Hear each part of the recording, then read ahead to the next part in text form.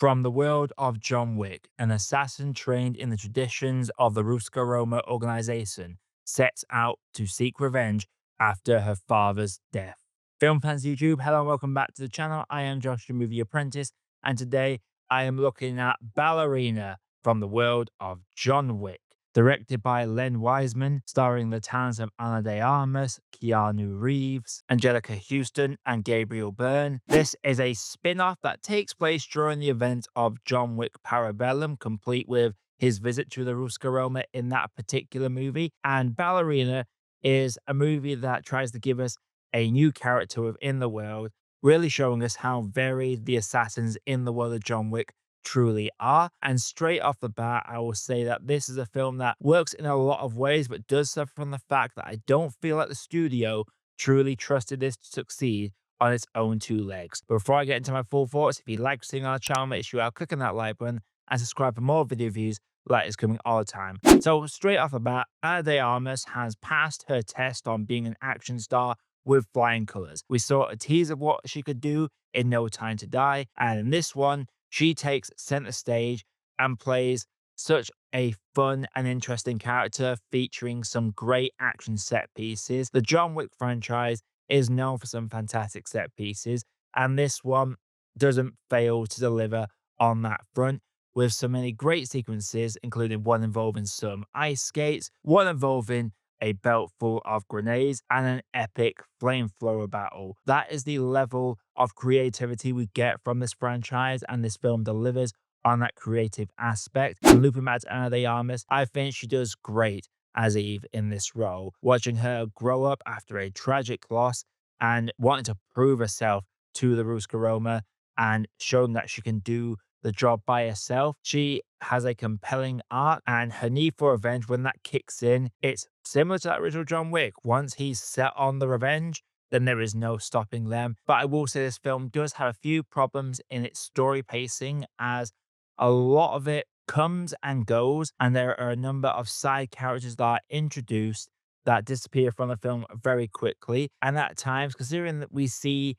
all these assassins just killing each other without mercy, there are several times where they seem to forget to pack that lethal edge, or they take a moment to hesitate and hear things out. And it's hard to buy into those moments when we have seen nothing but them killing people mercilessly and sometimes a bit over the top. There are moments where Eve literally will burn someone and keep burning them, even though they are 100% dead anyway, but they keep pushing that thread when it comes to killing them off. Also, what is it with, there's two movies in a row now where there is a fight sequence in a club that seems to be one of the most epic clubs ever, and people are dancing while others are killing each other around them. I just find the fact that has happened twice now in as many movies in this universe quite entertaining. I need to visit one of these John Wick clubs because the music is absolutely banging. The dancing is great. Just the way these sets and set pieces are laid out in terms of geography and positioning, it always works really well. The stunts are the center stage of this show. I would not be surprised if the stunt team for this film are the front runners for the Best Stunts Ensemble Oscar that debuts next year in 2026. My main problem with this, whilst Ana de Armas is great, Eve has a great narrative of chasing revenge, unfortunately, it does feel like some elements are introduced to really give us as many action set pieces as possible. Norman Reeves is in this as a character, and they make a deal together, and then he disappears from the movie. I'm trying not to give too much away, but it does feel like it's an excuse to give us another set piece. And admittedly, it does lead us to one of the best set pieces in the whole movie. However, it's just kind of convenient that it was just go from one to the other to try and find this organization that killed her father. But my big flaw, it's not really with the film, because it does work in the film's context.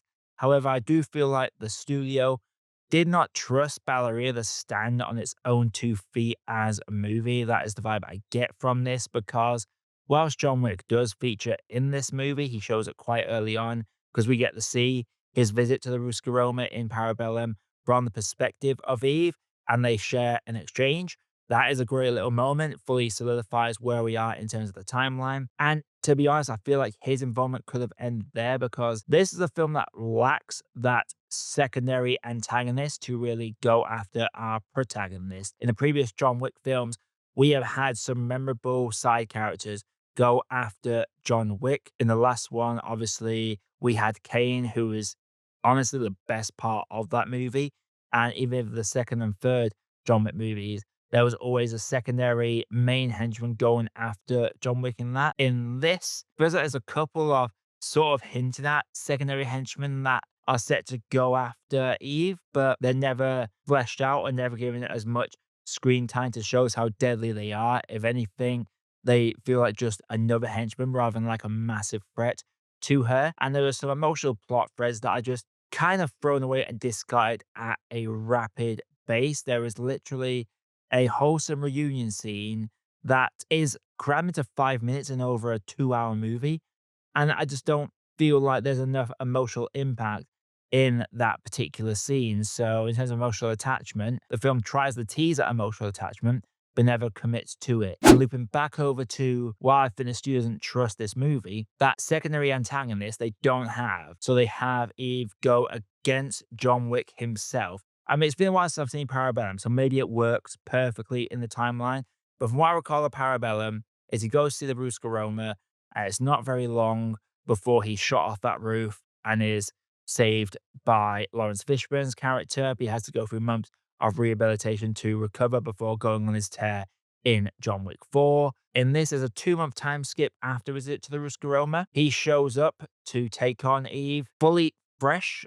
I just don't know at what point during his quest to try and just get out of being excommunicated that he has the time to go on this side quest to take out Eves, considering he was sent by it as well. Feels very forced in to have the old and new square off with each other rather than having the new just flesh out on their own individual path. Because of his involvement, the writers, the story, it's caught you in the rock and the hard place because John Wick's established as the Baba Yaga. No one can kill this guy. He is like almost invincible. And obviously, we know what happens to him at the end of John Wick 4. So when you have these two face off, how do you get around it? Now, I do like how they get around it to an extent, but it is a case of this badass scene never feels high in stakes and it feels very simply resolved. In terms of the part he plays in that final act, that could have easily been taken up by a secondary character. Hell, there's literally a character Eve interacts. There's a couple of characters Eve interacts with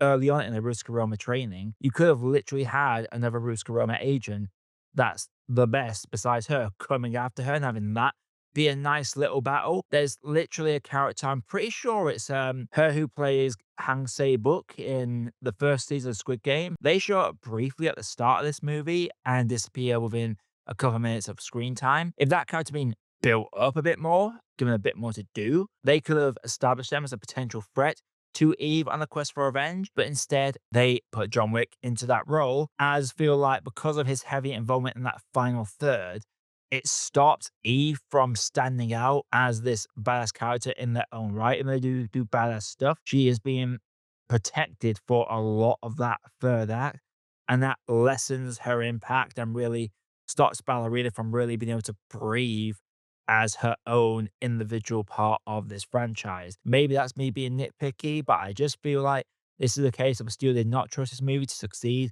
or make as much money, so they decided to stick John Wick in there because he's an established character that everybody loves and feels like that's what everyone wants to see over a new character. It just feels like the film gets in the way of itself in that regard. As I've said, the stunts are great, and Ana Armas does a great job in the lead role. I just wish Theo gave her a little bit more faith in this movie. Before I get into my overall grade, if you like seeing on the channel, click that like button and subscribe for more reviews that's coming all the time. Without further ado, let's grade this one. Ballerina, as you would expect, has some fantastic action sequences that fit very well within this world of John Wick. There are a lot of kills in this, but there are emotional sequences that don't quite hit home with me. And the over reliance on featuring John Wick in that final third does feel like the film is holding itself back a bit instead of standing on its own 2 feet as its own IP within the universe. So that means I can't really grade this too high because If the film can't trust itself to succeed, that is always going to be something that holds it back for me. So I'm going to have to say that for me, from the world of John Wick, Ballerina is an okay cup of tea. So, Ballerina, have you seen it? If you have, let me know you thought down in the comments below. And let me know your ranking of the entire John Wick franchise down in the comments below. Where would you put Ballerina on that list? I will be away at a festival for the next few days, so there might be a bit of a delay before I get my next reviews and uploads out. Until next time, everybody, I am Josh. I've been Movie Apprentice, and I'll see you all in the next video.